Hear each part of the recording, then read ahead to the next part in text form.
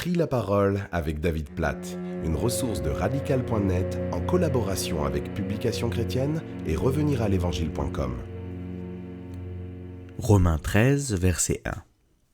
Que toute personne soit soumise aux autorités supérieures, car il n'y a point d'autorité qui ne vienne de Dieu, et les autorités qui existent ont été instituées de Dieu. Ce verset introduit une description dans les versets qui suivent de la place du gouvernement sous Dieu. Le Seigneur a donné le gouvernement en tant qu'autorité, et toutes sortes d'autorités différentes dans notre vie. Le plan de Dieu en matière d'autorité est pour notre bien. Le gouvernement existe pour promouvoir le bien et condamner le mal, pour protéger et promouvoir le bien de ses citoyens. Ainsi, lorsque nous pensons au gouvernement et que nous pensons à l'autorité, nous devons réfléchir à la lumière de Romains 13, du verset 1 au verset 7. Et nous devons prier à la lumière de ce passage.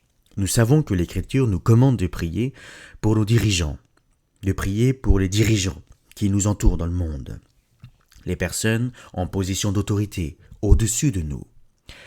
Et je me demande si parfois nous sommes enclins, du moins moi, à négliger la prière pour les dirigeants comme Dieu nous a appelés à le faire. Je veux donc nous conduire en prière pour l'autorité dans nos vies et plus particulièrement pour le gouvernement sous lequel nous vivons. Alors prions. Seigneur Dieu, nous te louons d'avoir institué l'autorité dans nos vies pour notre bien. Nous te considérons comme l'autorité suprême sur tout. Nous voulons t'obéir, te vénérer et te suivre. Nous ne voulons pas compromettre notre obéissance à ton égard. C'est pourquoi notre allégeance suprême et absolue te revient. En même temps, sous ton autorité, nous te remercions d'avoir mis en place le gouvernement pour notre bien et nous prions pour ceux qui sont en position d'autorité sur nous au sein du gouvernement. Seigneur, nous prions pour le président Trump dans le pays où j'habite. Nous prions pour que ta grâce lui soit accordée. Seigneur, nous prions pour que tu l'aides à bien diriger, à gouverner d'une manière qui protège et favorise le bien des gens. Nous prions pour le vice-président Pence.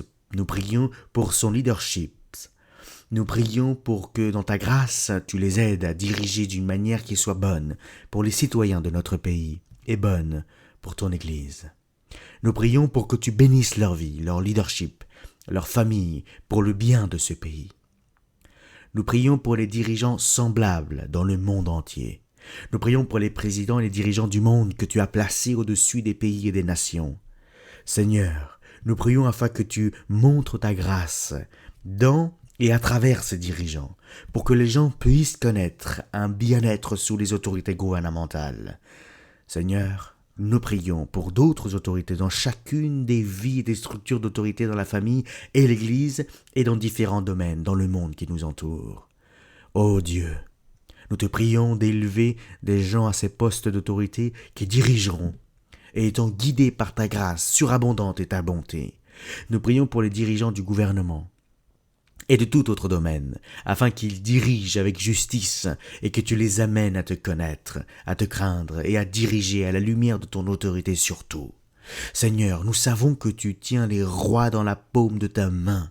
Alors notre Dieu, nous prions pour que cette description de Romains 13 soit une réalité dans nos pays, aux États-Unis et dans les pays du monde entier. Puissions-nous expérimenter un gouvernement et une autorité dans nos vies, dans nos pays et nos nations, qui soient selon ta volonté, d'une manière qui montre ta bonne autorité sur toutes choses. Nous te louons, notre roi, tout en priant pour nos dirigeants, pour le président, pour les gouverneurs, pour les législateurs, pour les personnes en position d'autorité au-dessus de nous. Nous prions pour eux, en raison de notre allégeance envers toi, notre roi. Nous te prions, au nom de Jésus. Amen.